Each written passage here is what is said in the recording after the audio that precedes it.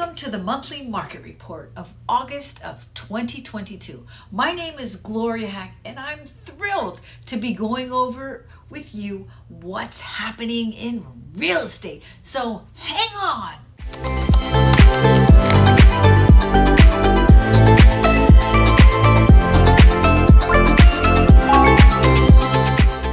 So I'm thrilled to be here with you today to share with you three of the most important topics that you're going to want to know about real estate. We're going to be talking about what's happening in the current market, why the market won't crash, and the big one that everyone wants to know, what's ahead for the forecast for the rest of the year. What are the experts saying about the rest of 2022? I'm going to jump right into our first topic, and we're going to get started with what's happening in the current housing market. Now, I think we can probably all agree that this year is really defined by the rising mortgage rates, and what you're looking at here is the Freddie Mac 30-year fixed rate from January all the way through the latest data we have today. And what we can see over time is that mortgage rates really ticked up week after week after week. And you know, they started to potentially peak right around the mid-June, end of June, and now we're seeing a lot of volatility. When I say they peaked, we're not out of the woods yet. Signs say yes, but mortgage rates are still showing a lot of volatility. So where we are today, it's a little bit lower than where we were about a month ago, but we're still watching those rates. A lot of this has to do with the moves that the Federal Reserve is making to ease the inflation. The Fed is trying to ease inflation, and as that starts to happen, as we saw with the last Federal Reserve meeting, they raised the federal fund rate by 75 basis points. Now, when that happens, that doesn't dictate where mortgage rates go, but it started to signal that maybe the Fed is getting inflation under control. And so the question is, are we in a recession? Well, the National Bureau of Economic Research, this is the group that defines what a recession is. And what they say is when we see a significant decline in economic activity spread across the economy lasting more than a few months, normally visible in our real GDP, real income, employment, industrial production, and wholesale retail sales. This is the technical definition of a recession. But what we also know is the widely held belief that a recession is 2 consecutive quarters of negative growth. If you look at this chart right here, you can see that going way back to the 40s, every time you've seen 2 consecutive quarters of negative growth, a recession has been called. The reality is, what we want to break down in the housing market is what the data says and why not to fear a recession for the housing market. If you talk about what the experts are saying, this is a survey from Wall Street Journal that asked economists if they believe a recession will happen in the next 12 months. The percentage of economists who said yes a year ago was only about 12%. But now look at how that has ticked up over time. And in a year's time, half of the economists say that we're headed for a recession in the next 12 months. How would a recession impact the housing market? Well, recession really just means an economic slowdown. If we look at what the data says, a recession does not mean falling prices with real estate. The data shows that in 4 of the last 6 recessions, home prices actually appreciated in value.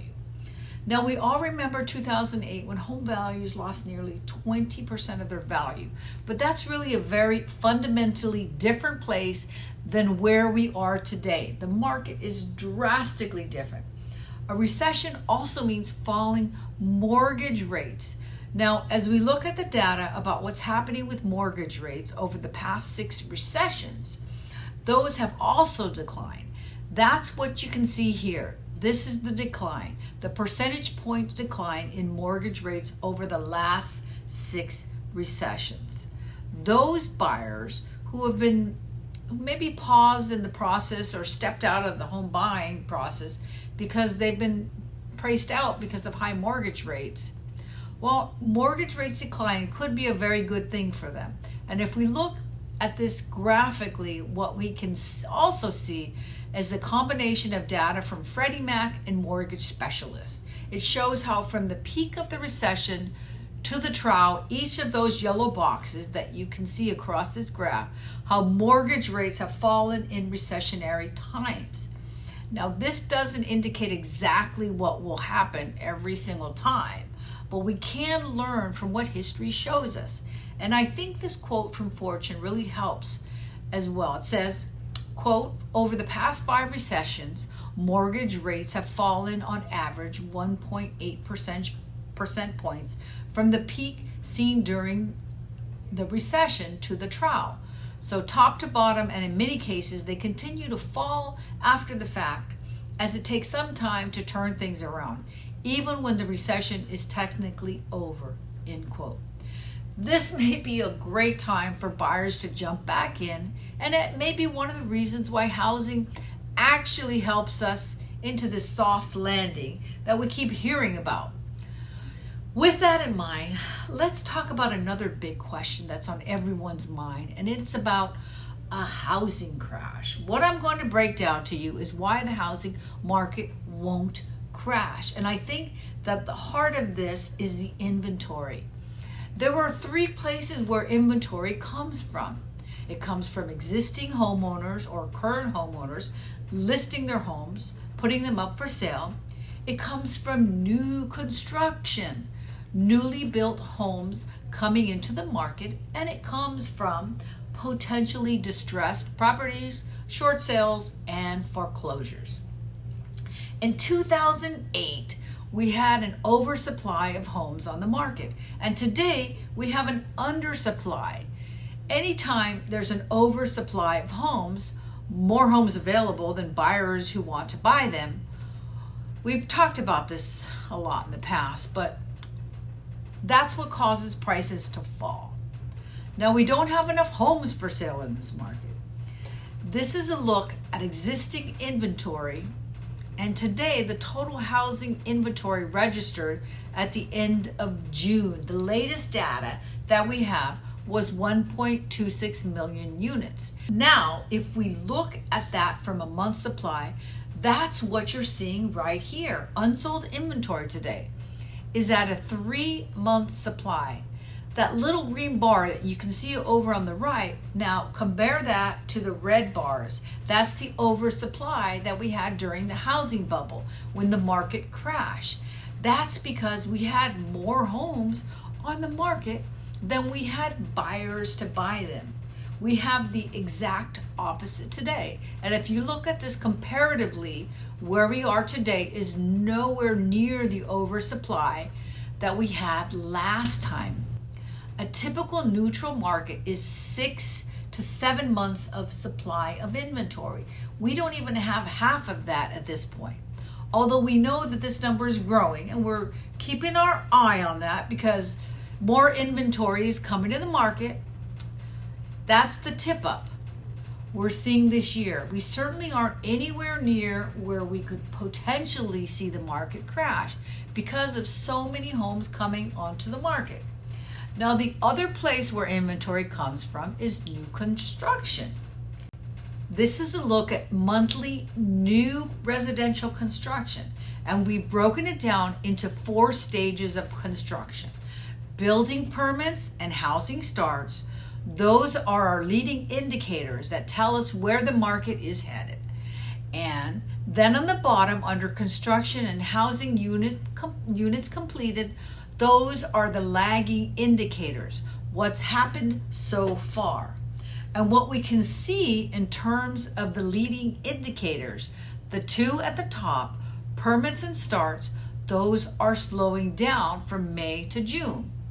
You can see what's happening, and that's because builders are saying, hold on.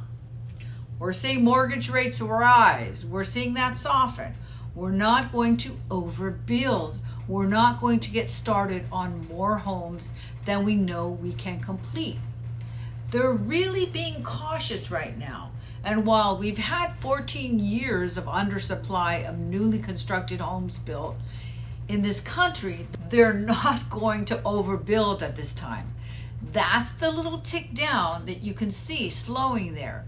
And if you look at the bottom, especially down at housing units completed, you can see that we're headed to build a seasonally adjusted annual rate of about 1.3 million homes this year. Now, that's awesome, as it will add more inventory to the market.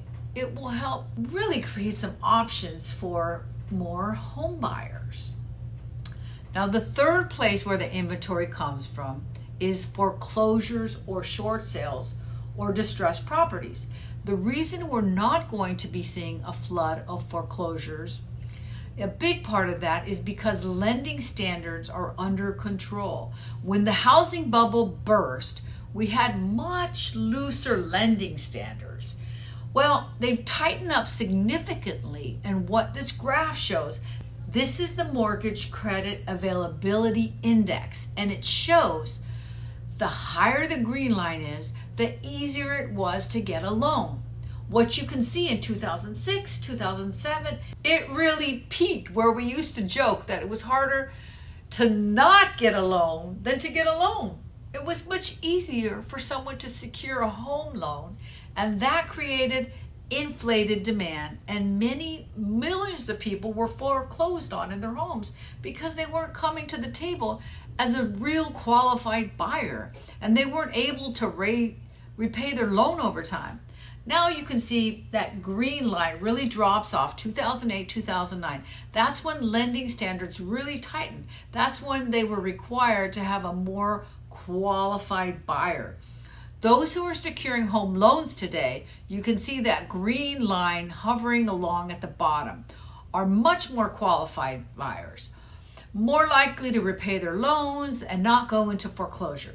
That's a huge difference that we have today. And if you want to see the results of what this has done to foreclosure filings, look at the right over here.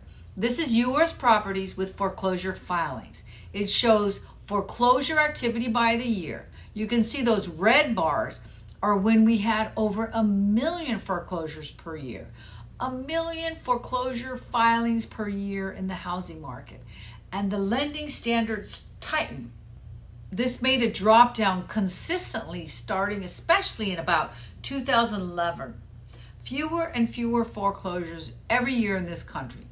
Now you could take 2020 and 2021 out of the second because we know we had a moratorium on foreclosures around that time period. But overall, tightening lending standards really changed the game with more qualified buyers. Now, I want to talk to you about where we are this year with foreclosure activity. I want to show you this first half foreclosure activity by year. Now, this is for January through June of this year, going back to 2008, the first half of the year. That's the latest data we have right now. It's the best comparison for you to see where we are today in 2022, knowing that there are more foreclosures coming back to the market.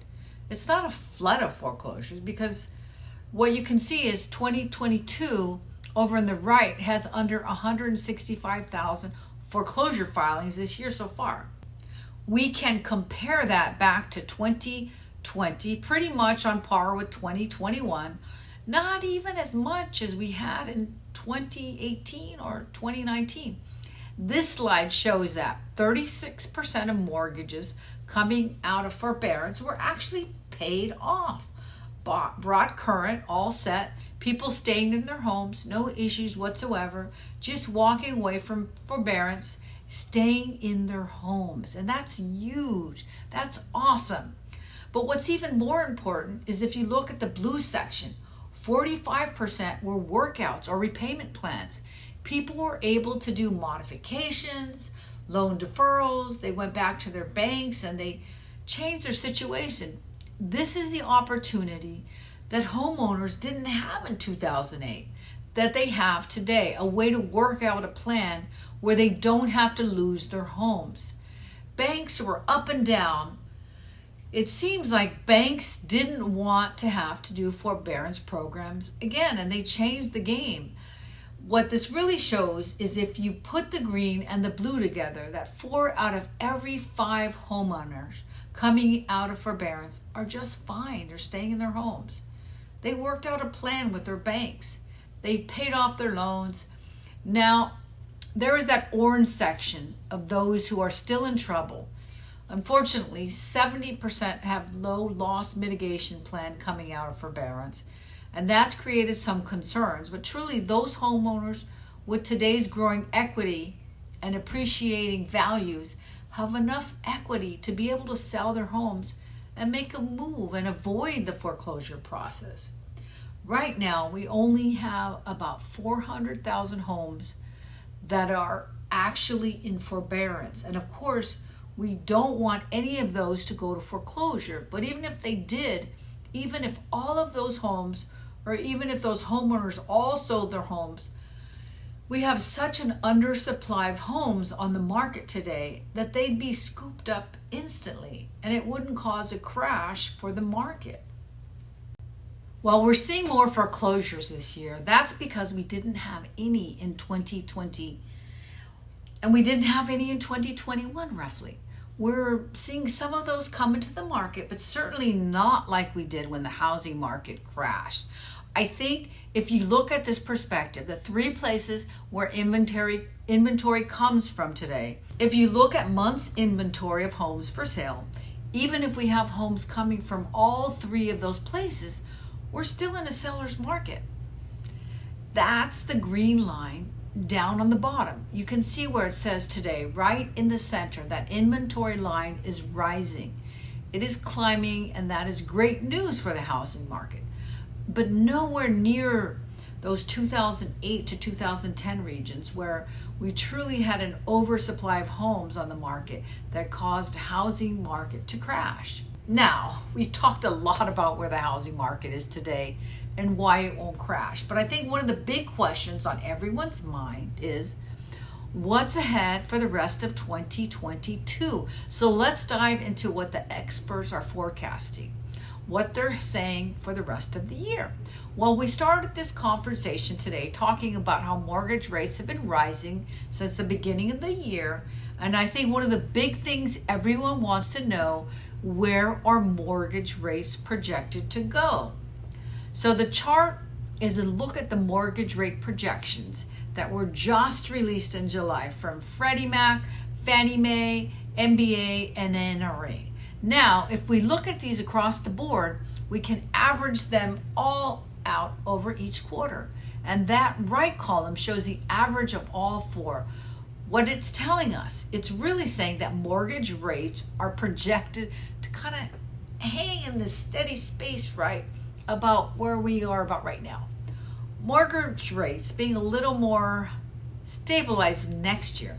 That's great news for buyers who now may have been outpriced of the market or maybe paused their search because of the mortgage rates rising so quickly.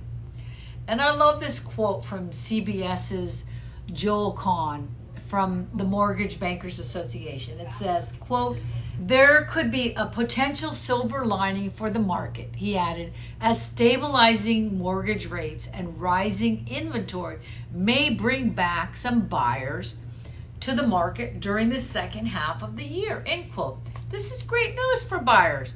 We certainly do hope it's true that mortgage rates hold steady. We're going to keep our eye on them, and we're going to continue to keep you informed. Another question on everyone's mind is what's projected to happen with home prices? Well, we have a survey here of almost 400 agents, and they were asked the biggest question. It's about a crash, and it's about pricing. They want to know where prices are headed. Well, if you look at what the experts are saying, this is a home price forecast for 2022. And we follow 7 key industry leaders on pricing. These get updated sometimes monthly, sometimes quarterly. And if you look at them and average them all together, the average of all 7 is showing 10.3% home price appreciation through the end of the year. Last month, it was 8%, so it's gone up.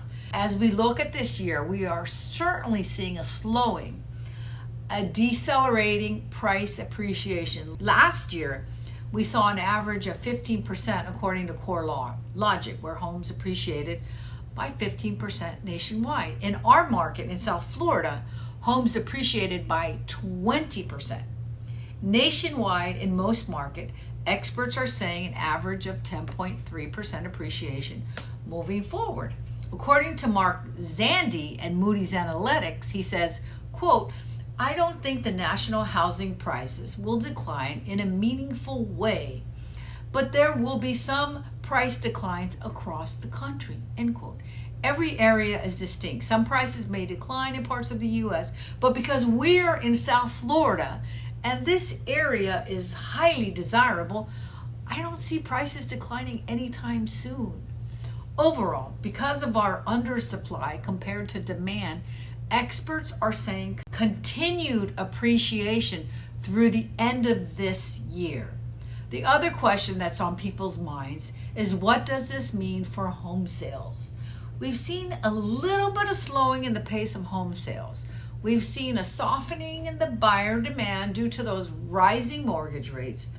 So what does that mean for sales? Well, if we look at what NRA tells us, this is the projection for existing home sales. This is a seasonally adjusted annual rate in millions. What this means, if you look at that green bar over on the right, NRA is saying that at the current pace of sale today, if we continue at this pace, we are projected to sell 5.1 million homes in this country this year. Now look at this compared to 2020 and 2021. It's a drop off, right? Those were exceptional years. They were out of the ordinary. Existing home sales went through the roof due to the super low mortgage rates. When we look at this from a total home sales forecast, this is from Freddie, Fannie, and MBA. We can see that those blue bars were what the expert forecast in January. That was before mortgage rates took their climb. And the reforecast in the green bar is the latest from July 2022. The latest data we have right now is a little bit of softening in the home sales. We sold about 7 million last year. We're looking more like anywhere between 5.8 to 6.4 million homes for this year at the current pace. Now again, still very strong years in real estate. And what I want you to think about too is that this is typical for experts to reforecast coming in high at the beginning of the year. We see how the year was kind of shaken out, and now they've reforecast. 2020 was a great example. Forecasted down, and they exceeded expectations, and we sold a record number of home sales that year. Reforecasting is very typical for our industry. Mortgage rates projected to hold steady, home sales softening just a little bit, and prices projected to continue rising at a little bit more than a moderate rate in most markets. What does this all mean? Well, it is actually a great visual to share with you. There's 3 reasons to buy a home today. If you think about the forecast where home prices are, buying before prices rise higher, mortgage rates holding kind of steady, inventory is starting to tick up and come back to the market. We're seeing fewer multiple offer scenarios. You can see in April, the average home sold had 5.5 offers. If you took a look at the left, it ticked down to 4.2 in May, 3.4 in June. The trend you're seeing going forward, fewer homes selling above asking prices. You can see that percentage has ticked down from 61% to 51%. But don't get me wrong, it's still a very competitive market. If 51% or half of the homes are selling over asking price, this is still a competitive market.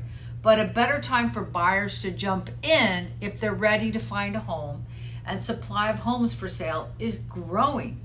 You can see that inventory, that month's supply ticking up as the pace of home sales and more homes coming back to market. Again, it's not easy to find a home, but right now there's no doubt it's much easier than it was, even though it's still competitive, but it's not impossible. You maybe have felt that you need to step out of the process last year and at the beginning of the year. I'm here to help my clients make powerful and confident decisions so they can jump into the market when they're ready and make those decisions based on what the data is telling us. There's a lot of fear, a lot of concern, and the data can help you make the best decision for you and your family. Thank you for being a part of the channel. Please subscribe so you don't miss anything. And if you found this information helpful, I hope you'll give me a thumbs up.